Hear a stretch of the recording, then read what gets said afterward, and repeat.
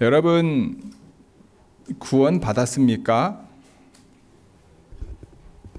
네, 너무 흔한 질문이니까 대답을 안 하시는 것 같아요.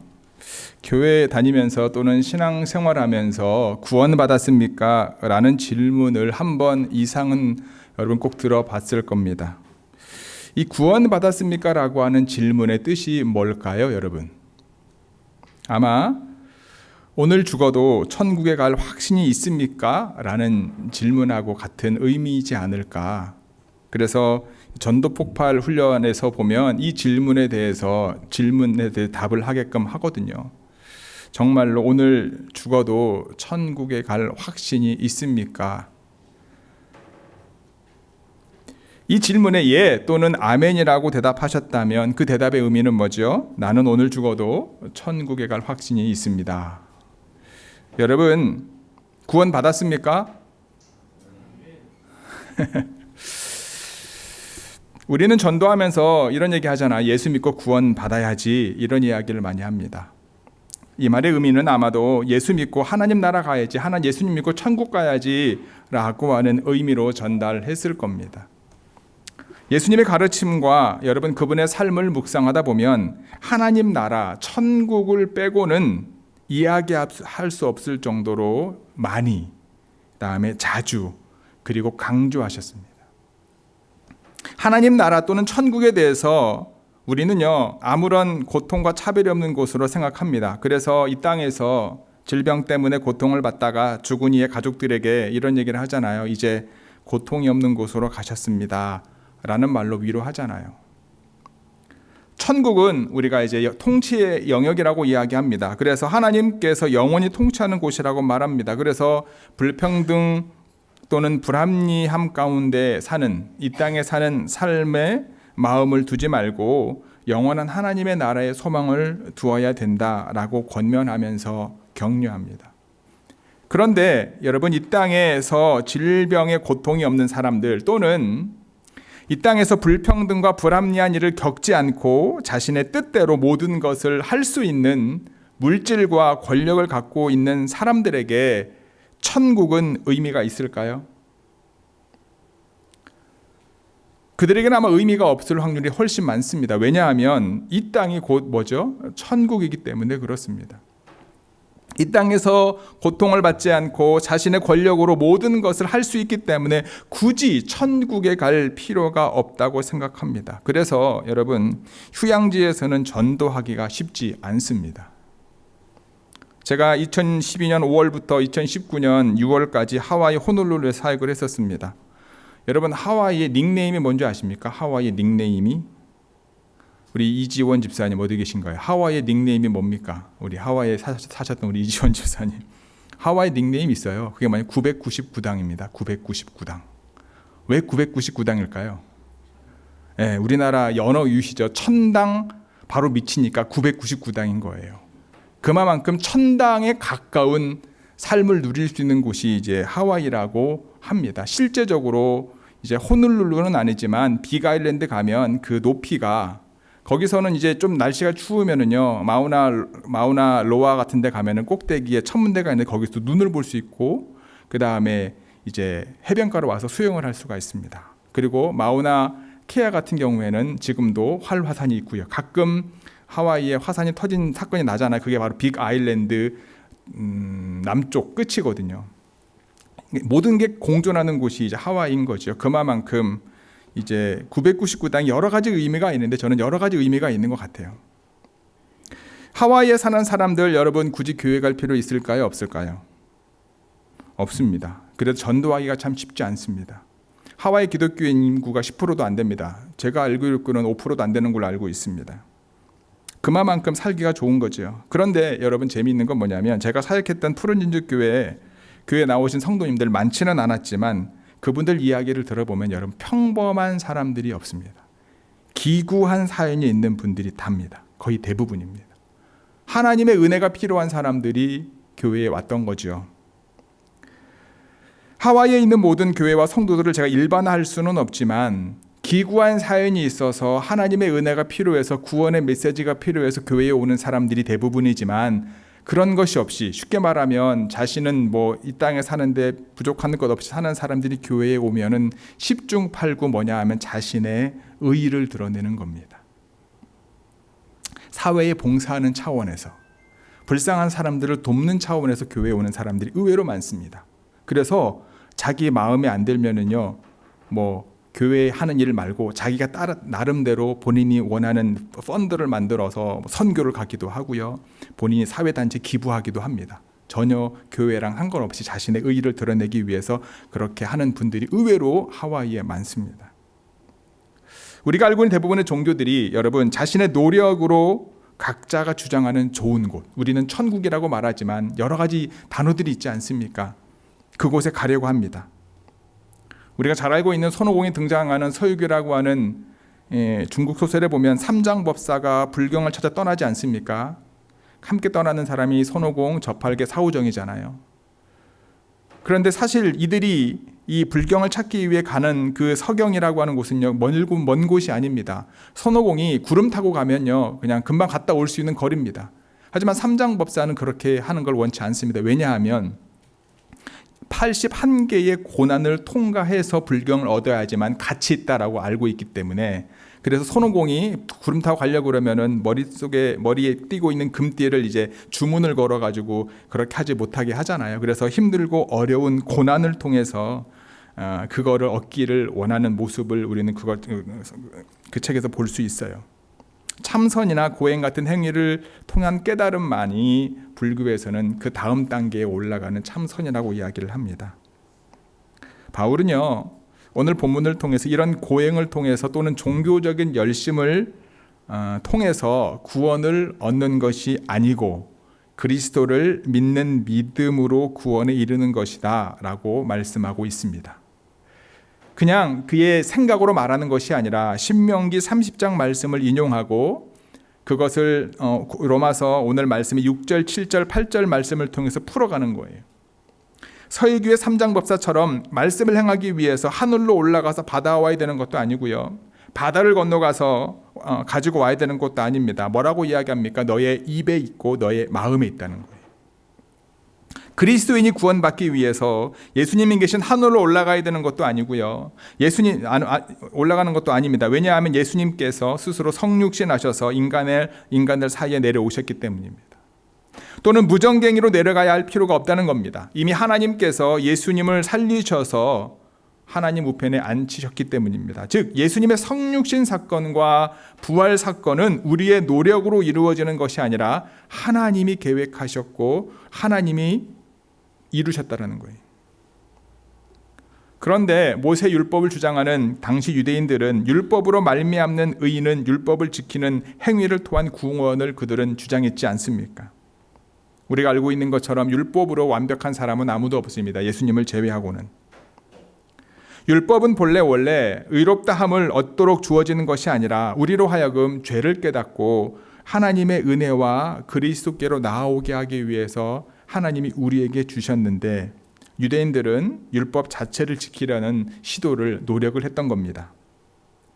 서유기의 삼장법사처럼 때로는 미련하고 답답한 어려운 고행길을 선택한 거지요. 불교만 그런 것이 아니고 유대인들만 그런 것이 아닙니다. 많은 이제 종교인들이 가지고 있는 그들이 열심과 고행을 하는 이유가 그렇습니다. 심지어 기독교 안에도 중세의 어떤 기독교 역사를 보면은요, 정말로 자신의 몸을 쳐서 고행의 길을 걸어가는, 하나님과 가까워지기 위해서 고행의 길을 걸어가는 수많은 기독교 역사의 인물들이 사실 있습니다. 바울도 우리가 알고 있는 것처럼 종교적 열심 가운데 있었던 사람이었습니다. 어느 누구에게도 뒤지지 않을 만큼 열심 가운데 있는 사람이었지만 부활하신 예수님을 만난 후에 이 종교적인 열심으로 구원을 받을 수 없다라고 하는 걸 깨닫게 된 다음에 자신의 삶을 율법과 행위가 아닌 믿음으로 구원을 얻는 삶에 자신의 모든 것들을 내어드렸음을 우리는 기억합니다. 그렇다면 하나님께서 바울을 통해 오늘 우리에게 말씀하시는 구원에 이르는 의가 무엇인가, 그것에 대해서 함께 나누기를 원합니다. 구원에 이르는 의는요, 첫 번째 입으로 시인하는 것입니다. 함께 읽어볼까요? 시작. 입으로 시인하는 것입니다. 우리 9절 10절 읽겠습니다. 시작. 내가 만일 내 입으로 예수를 주로 시인하며 또 하나님께서 그를 죽은 자 가운데서 살리신 것을 내 마음에 믿으면 구원을 받으리라.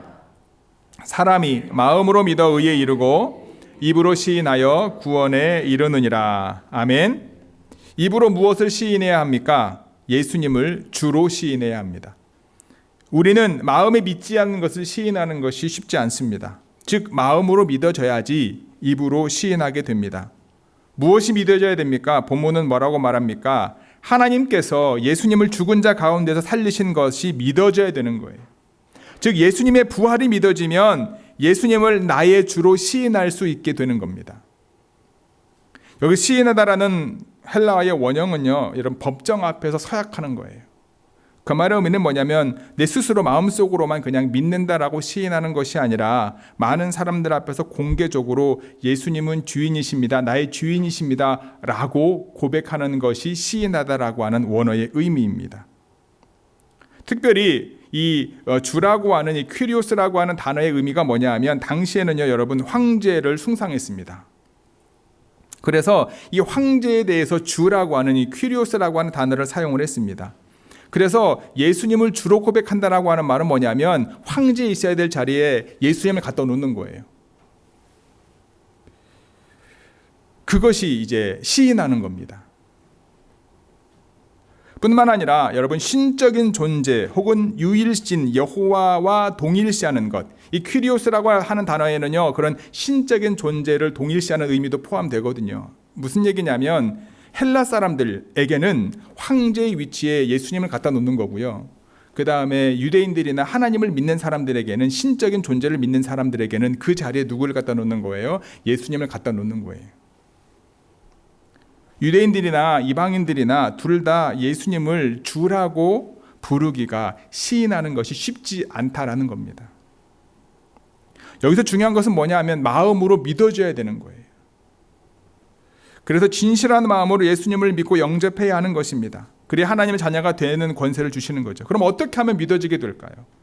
여러분, 우리가 예수님이 내 삶의 주인이심을 내가 믿어야지 10번, 100번, 1000번 외우면은 옛날에 우리 공부할 때처럼 깜지처럼 열심히 써가지고 한 5장 쓰면은 믿어지면은 여러분 다 믿겠어요. 그렇죠? 여러분 10번 쓰면 믿어집니까? 100번 쓰면 믿어집니까? 1000번 쓰면 믿어집니까? 10,000번 써도 믿어지지 않는 건 믿어지지 않는 거예요. 근데 굳이 쓰지 않아도 어느 순간 믿어지는 경우가 있다라는 거죠. 왜 그렇습니까? 요한복음 15장 26절 같이 읽어볼까요? 시작. 내가 아버지께로부터 너희에게 보낼 보혜사 곧 아버지께로부터 나오시는 진리의 성령이 오실 때에 그가 나를 증언할 것이요. 아멘. 진리의 영이 우리 가운데 있으면 우리가 누구를 알게 되는 거예요. 예수님을 알게 되는 거예요. 특별히 고린도전서 12장 3절입니다. 읽겠습니다. 시작. 그러므로 내가 너희에게 알리노니 하나님의 영으로 말하는 자는 누구든지 예수를 저주할 자라 하지 아니하고 또 성령으로 아니하고는 누구든지 예수를 주시라 할 수 없느니라. 무슨 얘기입니까? 내 안에 계신 성령에 의해서만 예수님을 주라 고백할 수 있는 거죠. 내 노력과 내 열심으로 황제의 자리에 하나님의 자리에 주님을 둘 수 있는 것이 아니라 그것을 증언하시는 성령이 내 안에 오셔야지만 이와 같은 내 마음속이 아닌 많은 사람들 앞에서 예수님이 주인이십니다 라고 고백할 수 있는 거예요.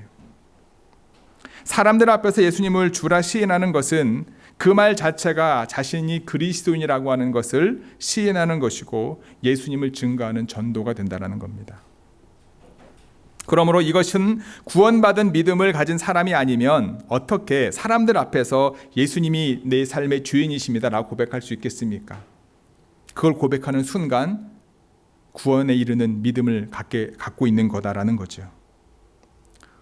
여러분은 예수님께서 주되심과 구원자 되심을 믿습니까? 예수님께서 십자가의 공로로 죄사함을 받았고 모든 저주를 속량받게 되었다는 사실을 믿습니까? 여러분 믿어지신다면 여러분들은 구원받은 사람임을 기억하시기 바랍니다. 그뿐 아니라 내 안에 누가 계신 거예요? 하나님의 영이 계신 하나님의 사람임을 기억하는 저와 여러분 모두가 되기를 주님의 이름으로 간절히 축복합니다. 구원에 이르는 의는요, 두 번째는 뭐냐면 주의 이름을 부르는 것입니다. 함께 읽어볼까요? 시작.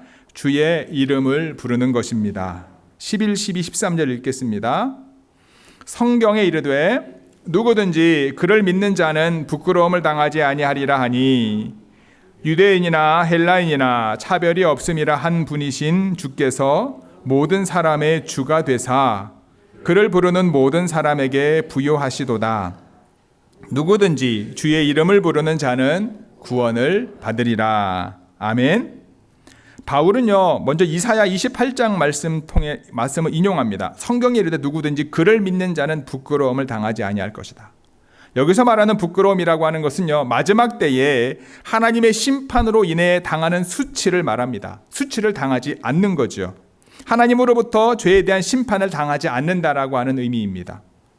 그렇다면 예수님을 믿는 성도들은 왜 수치를 당하지 않습니까? 예수님께서 우리가 당할 수치를 십자가에서 대신 당해 주셨기 때문이다. 그리고 예수님께서 우리를 위하여 중보자가 되셔서 하나님 보좌 우편에서 우리를 대신해서 우리의 모든 죄를 말씀해 주고 계시다. 이것 때문이죠. 그래서 우리가 수치를 당하지 않는 거죠. 하나님의 구원의 은혜는요, 예수님을 믿는 모든 사람에게 차별이 없이 베풀어집니다. 그래서 바울은 요엘서 2장 말씀을 인용합니다. 누구든지 주의 이름을 부르는 자는 구원을 받으리라. 아멘. 이와 같이 주의 이름을 부르는 자가 구원을 받는다. 이게 성경의 진리입니다. 원리입니다. 그런데 예수님은 뭐라고 말씀하셨죠? 마태복음 7장에 보면 뭐라고 나오죠? 나더러 주여 주여 하는 자마다 천국에 다 들어갈 것이 아니다. 이것은 예수님의 이름을 부르되 합당하게 불러야 한다라고 하는 거겠죠. 성령의 도우심을 받아 예수님께서 구주가 되심을 알고 부르는 자가 참된 구원을 얻게 되는 겁니다. 예수님께서 나의 구주가 되심을 믿고 불신앙의 죄를 회개하며 예수님이 능히 나를 죄에서 건져주실 전지전능하신 하나님의 아들이심을 믿고 예수님의 이름을 부르는 자에게 주어지는 것이 바로 구원의 은혜다라고 하는 겁니다. 자기가 의롭다 생각하는 사람에게는 여러분 예수님이 필요가 없습니다. 예수님을 믿으려 하지 않습니다. 아까 말씀드렸던 것처럼 건강을 자신하는 사람이 병원을 찾지 않는 것과 같습니다. 오직 자기가 죄인인 사실을 시인하는 사람이라야 예수님을 믿게 될 확률이 훨씬 많습니다. 세상에서 잘난 사람들, 성공한 사람들, 부자들, 권세자들, 탁월한 능력을 인정받은 사람들 중에 주님을 진실하게 믿지 않는 사람들이 많은데 그 이유가 바로 이것 때문이지 않을까. 초대교회도 마찬가지였습니다. 사도 바울은 고린도 전서를 통해 이런 얘기를 합니다. 형제들아 너희를 부르심을 보라. 육체를 따라 지혜 있는 자가 많지 아니하며 능한 자가 많지 아니하며 문벌 좋은 자가 많지 아니하도다. 그러나 하나님께서는 세상에 미련한 것들을 택하사 지혜 있는 자들을 부끄럽게 하시려고 세상에 약한 것들을 택하사 강한 것들을 부끄럽게 하려 하시며 하나님께서는 세상에 천한 것들과 멸시받는 것들과 없는 것들을 택하사 있는 것들을 폐하려 하시나니 이것은 아무 육체라도 하나님 앞에서 자랑하지 못하게 하려 함이라. 당시의 최고의 학문과 최고의 백그라운드를 가지고 있는 바울의 입술을 통해 고백되어진 말씀입니다. 사회적으로 불리한 처지에 있는 사람들은 자기를 내세울 것이 없어서 마음이 겸손해지기 쉬운데 약간 불합리한 것 같지만 오히려 이 겸손함이 주님을 믿는데, 주님을 아는데, 주님 앞에 나아가는데 더 유리할 수 있다는 거죠. 기독교인들의 말과 행동이 세상 사람들 앞에서 모범이 되어야 하지만 여러분 기독교인이라고 해서 모두가 다 성숙한 신자가 아니잖아요. 미숙한 사람들도 많지 않습니까? 그러므로 기독교인은 누구나 도덕적으로 훌륭하다라고 말할 수 없는 게 사실입니다. 중요한 것은 기독교인과 자신을 비교할 것이 아니라 하나님의 기준에 늘 자신을 맞추어야 된다는 거죠. 내 기준을 가지고 다른 사람을 바라보는 것이 아니라 하나님의 기준에 나를 맞추면 여러분 우리는 한없이 부족한 사람임을 인정하는 거죠. 나보다 나은 사람을 보고 내 신앙을 자랑하는 것이 아니라 나를 위해서 자신의 목숨을 내어놓으신 주님, 그 주님의 사랑이 우리 신앙생활의 기준이 되어야 된다라고 하는 사실을 기억하시기 바랍니다. 사도 바울은 주님을 믿기 전에 바리새인 중에 바리새인이었다고 자부했던 사람입니다. 그 말의 의미가 뭐냐 하면 율법을 지키기 위해서 철저하게 계획대로 살았던 사람 중에 한 사람이었다라는 거예요. 감히 율법의 의로는 흠없는 자다라고 스스로가 교만했던 사람 중에 한 사람이 바울이었습니다. 그러나 그가 기독교인들을 체포하러 다메섹으로 가던 길에서 부활하신 주님을 만나지 않습니까? 엎드러지잖아요. 시력을 상실합니다. 뭐라고 말합니까? 주여 누구십니까? 뭐라고 말씀하십니까? 나는 네가 핍박하는 예수라. 그때 그는 예수님이 하나님이 보내신 메시아임을 알게 되었고 자신이 얼마나 무서운 죄를 지었음을 깨달게 되었고 결 3일 금식하고 아나니아의 기도를 받고 눈을 뜨고 난 이후에 그의 인생은 180도 바뀐 삶을 살았습니다. 오직 예수 그리스도에게 자신의 모든 것을 내어 맡기는 삶을 살았던 거죠. 주의 이름을 부르는 것은요, 입술로 외치는 행위를 말하는 것만 아닙니다. 우리가 시인은 어떤 의미였습니까? 모든 사람들 앞에서 예수님이 나의 구주이심을, 나의 주인이심을 선포하는 거잖아요. 모든 사람들 앞에서. 주의 이름을 부르는 것은요, 단순히 그것으로 끝나는 것이 아니라 내 삶의 방향을 주님께로 완전히 돌아가는 거예요. 여러분, 언제 여러분들의 방향을 틉니까? 여러분들이 가는 그 길이 잘못된 길임을 알게 되면 틀어요. 모르면 절대 방향을 틀지 않습니다. 내가 가는 길이 내가 생각하는 것이 맞다고 생각하면 여러분 절대 생각이 안 바뀝니다. 방향이 안 바뀌어요. 하지만 이 생각이 틀리구나 하는 순간 생각을 바꾸게 되잖아요. 방향을 운전하고 가다가 보면은 잘못된 길로 들어서면 돌아서 나오지 않습니까? 이 길이 맞다라고 여기면 끝까지 가는 거예요. 주의 이름을 부른다라고 하는 말의 의미가 무엇이냐면 내 인생의 방향이 잘못되었음을 인정하고 방향을 주님께로 돌리는 거예요. 주님께서 인도하는 곳으로 돌리는 거예요. 예수님께서 나의 구주가 되심을 알고 불신앙의 죄를 회개하며, 여기서 말하는 불신앙은 내 뜻과 내 생각과 내 뜻대로 살아왔던 계획했던 삶의 모습을 하나님 앞에 회개하고, 예수님께서 능히 나의 죄를 건져주실 전지전능하신 하나님의 아들이심을 믿고 그분께서 인도하시고 그분께서 우리의 삶의 주인이심을 고백할 뿐만 아니라 그 길로 믿음으로 걸어가는 것, 이 모든 것을 의미하는 게 주의 이름을 부르는 것이다 라는 거예요. 좋은교회 성도 여러분, 주님만이 참 생명이요 주님만이 참 반석이심을 믿으시기 바랍니다. 주님의 이름을 부르며 주님께서 보여주신, 우리가 볼 때는 좁은 길인 것처럼 보여지는 그 길을 믿음으로 당당히 걷는 저와 여러분 모두가 되기를 소망합니다. 그래서 하나님이 주시는 믿음으로, 성령 깨닫게 하시는 믿음으로 우리가 구원받을 뿐만 아니라 주님께서 우리에게 보여주신 그 길을 믿음으로 걸어감으로 구원을 이루어가는 저와 여러분 모두가 되기를 주님의 이름으로 간절히 축복하고 기도합니다. 세 번째는요, 구원에 이르는 의인은, 함께 읽어볼까요? 시작.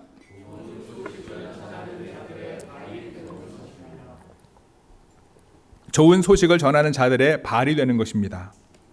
14, 15절 읽어볼까요? 그런즉 그들이 믿지 아니하는 일을 어찌 부르리요? 듣지도 못한 일을 어찌 믿으리요? 전파하는 자가 없이 어찌 들으리요? 보내심을 받지 아니하였으면 어찌 전파하리요? 기록된 바 아름답도다. 좋은 소식을 전하는 자들의 발이여 함과 같으니라. 아멘. A.W. 토저 목사님이 쓴 책 나는 진짜인가 가짜인가 라고 하는 책에 진짜 그리스도인의 자가진단법 7가지 질문이 적혀 있습니다. 그중에 첫 번째가 뭐냐면 내가 가장 원하는 것이 무엇인가입니다. 여러분, 이 질문은 뭐라고 대답하시겠습니까? 내가 가장 원하는 게 무엇인가? 스스로에게 한번 내가 가장 원하는 게 뭔가 한번 대답해 보세요. 그럼 바로 팍팍 떠오르는 게 있죠. 여러분 가장 원하는 게 무엇입니까? 자, 질문 하나 더 던집니다. 여러분, 하나님께서 가장 원하시는 게 뭘까요? 저는 기도하고 소망합니다. 그리고 간절히 바랍니다. 하나님께서 가장 원하시는 것이 여러분이 가장 원하시는 것이 되기를 주님의 이름으로 축복합니다. 예, 아멘 소리가 크지 않군요. 하나님께서는요, 모든 사람이 구원받기를 원하셔서 죄가 없으신 예수님을 이 땅에 보내셨음을 우리는 잘 압니다. 오늘 본문에서 하나님께서 사람들에게 예수 그리스도를 알리는 방법이 기록되어 있어요. 주의 이름을 부르는 자는 구원을 얻습니다. 그 말씀을 들으면 구원받는 법이 너무 쉬워 보입니다. 하지만 여기서 부르는 행위는 입술의 외침만을 말하는 것이 아니죠. 있는 믿음이라는 신앙의 단계를 거쳐야만 합니다. 그렇지 않아요? 그래서 우리가 교회를 다니면 여러분 믿음이 좋은 사람입니까? 믿음이 좋은 사람이 교회를 다닙니까? 그러니까 필요 조건, 충분 조건, 필요 충분 조건이라고 하는 이제 이게 수학에서 배웠는지 어디서 배웠는지 기억이 나지 않는데 중요한 무슨 얘기냐면 내가 교회를 다녔다고 믿음이 좋은 것은 아닙니다. 믿음이 좋은 사람이 교회를 다닙니다. 가장 좋은 건 서로 이제 필요 충분히 되면 참 좋겠지만 그래서 여러분 교회 나온다고 믿음이 좋은 사람인 게 아니잖아요. 착각하면 안 되는 거죠. 그리고 내가 어떤 예를 들면은 이제 좋은 게 정말로 유명한 어떤 목사님의 말씀을 자주 듣다 보면 나도 그 정도 되는 믿음의 수준이 되는 걸로 생각할 때가 있거든요. 이것도 마찬가지죠.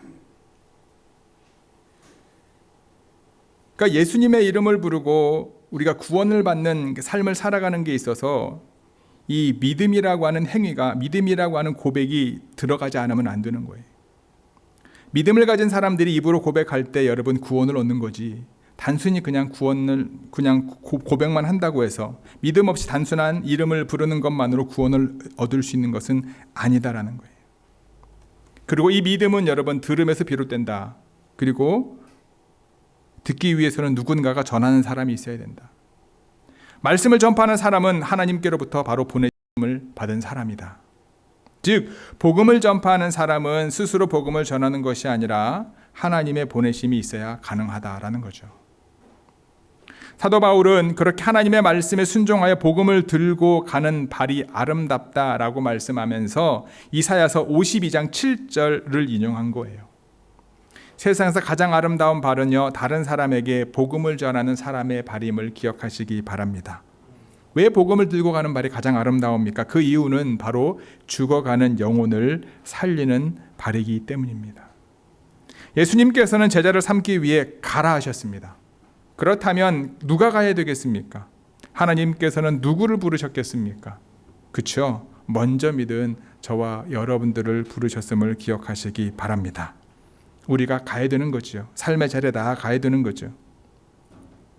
예전 국민일보에 이런 이제 제목으로 기사가 실린 적이 있어요. 여성 68% 외모가 인생 좌우라는 제목의 기사입니다. 13에서 43% 한국 여성 200명을 대상으로 실시한 심층 전화 면접 조사 결과인데요. 한국 사회에서 13세부터 43세 여성 68%가 외모가 인생의 성패에 크게 영향을 끼치고 있다고 대답합니다.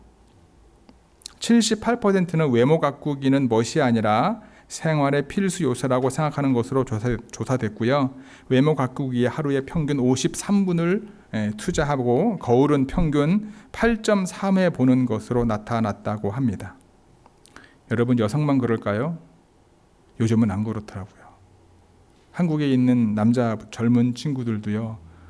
보통 여성들만 이제 화장품 세트로 구입하지 않고 요즘은 남성들도 화장 세트로 구입하고 관리하는 퍼센테이지가 훨씬 많아졌습니다.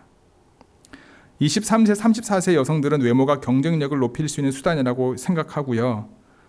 외모 관리에 가장 적극적이라고 합니다. 남자도 마찬가지겠죠. 35세, 43세 중년 여성들은요, 외모를 부의 상징, 사회적 지위를 평가하는 기준 가운데 하나로 생각한다고 합니다. 우리는 외모하면 얼굴만 생각하잖아요. 근데 얼굴만이 아닙니다. 온몸이 답니다.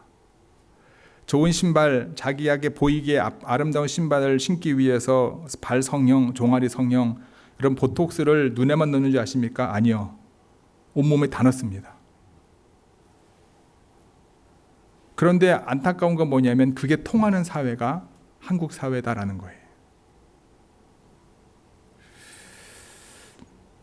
사람이 인정하는, 그리고 세상이 인정하는 아름다움을 추구하는 삶을 살아가다 보면 정말로 하나님이 원하시는 것과는 거리가 멀어질 수밖에 없습니다. 가치가 다를 수밖에 없는 거예요. 한국은 여러분 외모를 갖기 위해 별의별 게 다 많더라고요. 이번에도 보니까 오늘 한국 갈 때 보니까 우리 애들이 서연이가 관심이 좀 있어서 알아봤는데 여러 가지로 보니까 옛날 우리 때는 듣도 보도 못한 무슨 관리 쫙 있대요. 어떻게 들었냐 그랬더니 서연이가 기숙사 룸메이트랑 한국 애들하고 3명이서 룸메이트 하기로 했는데 이제 SNS랑 그다음 페이스타임을 통해서 얘기하다 보니까 한국 갔다 온 애들이 있는 거예요. 다 요즘 젊은이들이 그런 걸 다 한대요. 그렇구나. 그래.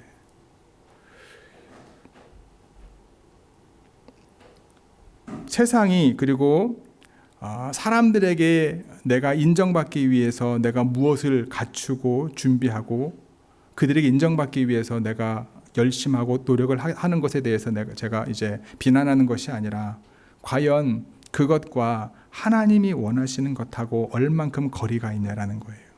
여러분 교회 올 때 대충 해서 오면 안 되잖아요. 예쁘게 하고 오고 좋은 옷 깨끗한 옷 입고 오고 하나님 앞에 예배 드릴 때 우리의 몸과 마음가짐을 잘해야 되지 않습니까? 그러니까 우리가 외모를 가꾸는 이유가 다른 사람에게 세상에게 인정받기 위함이 아니라 하나님이 원하는 것에 내 마음과 내 생각과 내 삶을 내 물질을 드리고 있냐 이거를 우리는 점검해 보아야 된다는 거예요.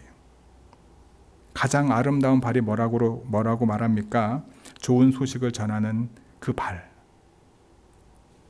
내 안에 구원의 은혜가 가득 찰 때 여러분들의 표정은 어떻습니까? 화장품을 바르지 않아도 세상이 줄 수 없는 기쁨이 여러분들 얼굴에 환합니다.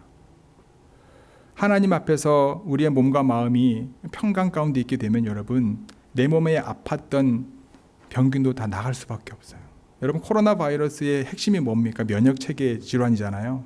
내가 건강하고 내가 튼튼하면은요 바이러스가 들어와도 내 몸을 망가뜨리지 않습니다. 근데 내 몸이 힘들고 어려우면 작은 바이러스가 들어오더라도 내 몸이 그것에 빼앗기는 거죠. 아프는 거죠. 왜 사도 바울이 이사야서 말씀을 통해서 복음을 증거하는 사람들의 발이 아름답다라고 마지막에 이야기를 할까라는 거예요.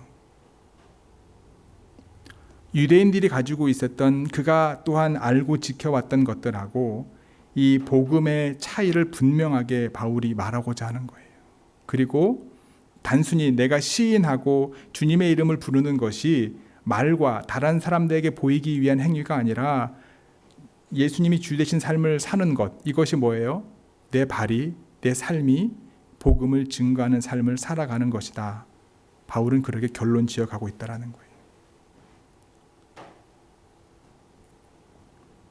만약에 여러분들이 좋은 소식, 복된 소식인 복음을 들고 구원받았다면, 여러분 새 생명을 얻었다면, 하나님의 자녀가 되었다면 이제 그것을 다른 사람에게 전해야 됩니다. 여러분 멀리 가지 않아도 돼요. 여러분들 아내에게, 자녀에게, 이웃에게 여러분 예수님의 복음에 대해서 혹시 자녀들과 깊은 얘기 나눠본 적 있으신가요? 교회에 나온다 그래서 그 자녀들이 믿음이 있다고 생각하지 않습니다. 저희 애들도 교회 열심히 나온다고 얘네들이 믿음이 있다고 생각하지 않아요. 그들에게 복음의 능력이 있냐라는 게 그게 중요한 거예요. 사도행전에 보면 성전 미문에 앉은 안진뱅이를 예수님의 이름으로 고치지 않습니까? 그 고침을 받은 그를 통해 드러나는 게 뭡니까?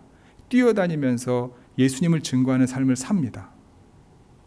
요한복음 4장에 누가 나옵니까? 수가성 여인이 나오잖아요. 아무도 나를 인정해 주지 않았는데 내 안에 영혼의 갈급함에 채워주었던 예수 그리스도를 만난 이후에 그는 마을로 들어가서 자신을 비난하는 사람들 앞에서 예수님이 주님이심을 고백하고 그를 만났다라고 이야기합니다. 믿고 구원을 받으려면 우리가 들어야 되죠. 어떻게 듣습니까, 여러분? 그리스도의 말씀을 통해 그들의 삶이, 그들의 마음이 변화되어야 되는 거죠. 우리가 전파하지 않으면 믿는 자들이 생기지 않습니다. 우리가 복음을 전하지 않으면 생명 구원의 역사가 나타나지 않습니다. 우리가 전할 때 비로소 생명 구원의 역사가 일어나는 거예요. 진지하게 자녀들과, 진지하게 배우자와, 진지하게 친척들과 복음의 메시지를 가지고 이야기할 수 있는 시간을 갖는 저와 여러분들이 되기를 바랍니다. 교회가 세상에 줄 수 있는 것은 무엇입니까? 구제, 봉사, 섬김 맞습니다. 그러나 이런 것들은 핵심적인 것이 아닙니다. 왜냐? 구제, 봉사, 섬김은요, 교회가 아니라도 하고 있는 단체들이 무지개 많습니다. 교회만이 세상에 줄 수 있는 것이 무엇입니까? 예수 그리스도의 복음인 줄 믿습니다. 저와 여러분들이 자녀들에게, 배우자에게, 친척들에게, 아직 복음을 모르는 이들에게 줄 수 있는 것은 그들이 원하는 무엇인가를 들어주는 게 아니라 그들에게 복음을 심어주는 거예요. 기독교에서 말하는 복과 세상에서 말하는 복이 너무나 다릅니다. 그렇죠? 전에 한번 이런 말씀을 들었던 적이 있습니다. 세상에서 말하는 행복은요, 여러분 해피니스라고 하잖아요. 그렇죠? 행복을 의미하는 반면 성경에서 말하는 복은 뭐라고 말합니까? 블레싱이라고 하잖아요. 축복을 의미하는 이 해피니스의 어원이 뭐냐면 해픈이라고 합니다. 해픈의 뜻이 뭐죠? 우연히 일어나는 거잖아요. 그러니까 행복은요, 세상에서 말하는 행복은 우연히 일어나는 거. 그러니까 오늘 행복한 사람이 내일 불행해질 수 있는 거예요. 세상의 행복이란 어떻게 될지 모르는 가변성이 있는 거예요. 하지만 성경에서 말하는 블레싱이 블레싱이라고 하는 이제 단어의 어원을 분리로 보는 경우가 있습니다. 그게 뭐죠? 이제 피 흘림을 통해 의해 주어지는 축복인 거죠. 예수 그리스도께서 십자가 위에서 피를 흘리심으로 모든 인류가 구원을 받게 되었다. 이것이 참된 축복의 근원이다. 예수 그리스도의 피가 닿는 사람마다, 닿는 곳마다 하나님의 축복이 임함을 기억하시기 바랍니다. 누군가에 의해서 그 피가 저와 여러분들의 심령 가운데 닿았고, 또한 저와 여러분들의 삶을 통해 누군가에게 그 예수 그리스도의 피의 은혜가 닿기를 주님의 이름으로 간절히 소망합니다. 그 자리가 먼저는 여러분 자녀들에게 교회에 나와서 믿음이 있는 것 아닌 것처럼 여러분들의 배우자에게 또는 친척들에게 그 예수 그리스도의 보혈의 능력과 은혜가 닿아서 여러분들의 입술을 통해 여러분들이 아름다운 발이 되어 그들에게 전해질 때 놀라운 생명의 역사가 저와 여러분들의 삶을 통해 이루어지게 됨을 믿습니다. 구원을 이루는 의 다른 것이 아닙니다. 예수님이 내 삶의 주인이심을 만인들 앞에서 믿음으로 고백하는 겁니다. 구원을 이루는 이는 다른 게 아닙니다. 예수의 이름을 믿는 거예요. 그 말은 무엇입니까? 내 삶의 방향을 내가 원하는 곳이 아니라 주님이 원하시는 곳, 주님의 말씀하신 곳, 주님이 관심 갖는 곳에 두는 겁니다. 그리고 저와 여러분들이 예수님을 내 삶의 구주요, 그분의 이름의 능력으로 살아간다라고 하면 그 삶을, 그 복음을 전하는 아름다운 발이 되는 거죠. 단순히 교회에 오는 것이 믿음이 좋은 것이 아닌 것처럼, 하지만 저와 여러분들이 믿음이 있기 때문에 주님의 전에 찾고 기도하는 것처럼 저와 여러분들의 삶의 자리 가운데 주님의 거룩한 보혈의 축복과 은혜가 임하여 구원을 이루어가는 하나님의 거룩한 자녀들이 되기를 주님의 이름으로 간절히 축복하고, 특별히 우리 오늘 남성교회 헌신 예배를 드리는데 우리 남성교회 회원 여러분들의 한 사람 한 사람의 삶의 자리가 되기를 주님의 이름으로 간절히 축복하고 기도합니다. 아멘. 기도하시겠습니다.